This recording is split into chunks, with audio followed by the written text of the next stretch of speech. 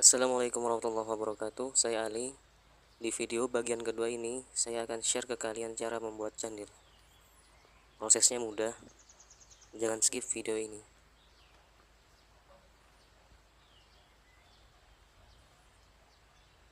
Untuk cara masaknya, mari kita masak.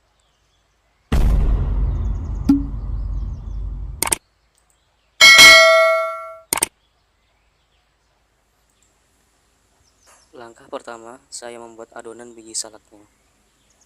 Bahan-bahannya: ubi ungu 180 gram,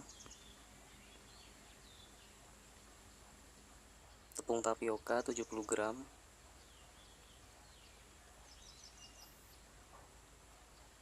gula pasir 2 sendok makan,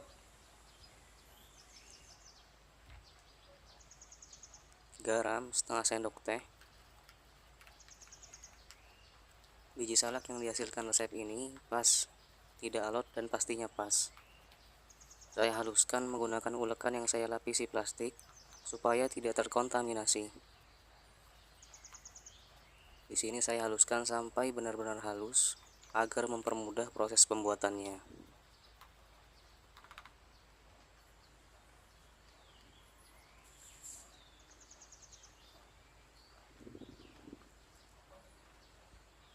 Kemudian saya masukkan bahan-bahannya satu persatu, mulai dari gula dan seterusnya.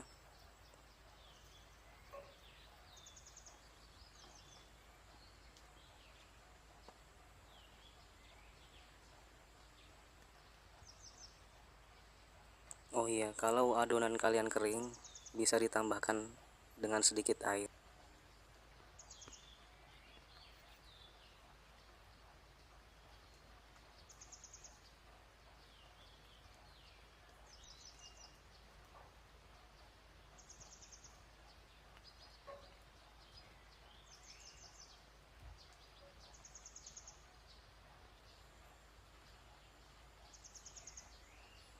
Usahakan ketika membulatkan tidak ada lubang dan retakan supaya hasilnya sempurna.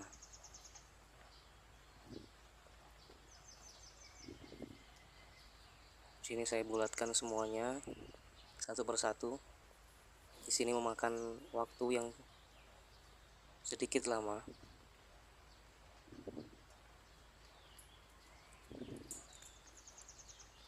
Kemudian langkah kedua, saya membuat santannya, karena ini bagian yang paling mudah. Saya masukkan santan instan sebanyak 65 ml. Kemudian saya nyalakan apinya. Saya nyalakan dalam kompor sedang, api sedang. Kemudian saya masukkan air sebanyak 100 ml. Garam sebanyak 1,5 sendok teh sebagai penetral rasa manis dari bubur cenilnya. Kemudian saya masukkan daun pandan sebagai aroma dari santannya.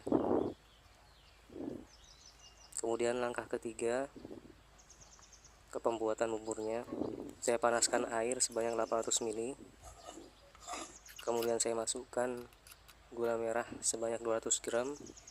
Ini opsional, bisa menggunakan gula pasir. Dan jujur saya belum pernah nyobain yang pakai gula pasir.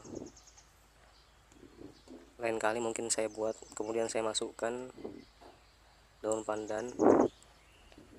Dan apabila udah larut, maka saya masukkan adonan biji salaknya.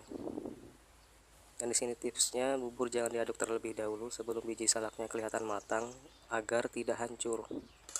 Apabila telah mendidih, saya masukkan tepung tapioka yang telah dilarutkan sebanyak 2 sendok makan sebagai pengental. Alhamdulillah jadi.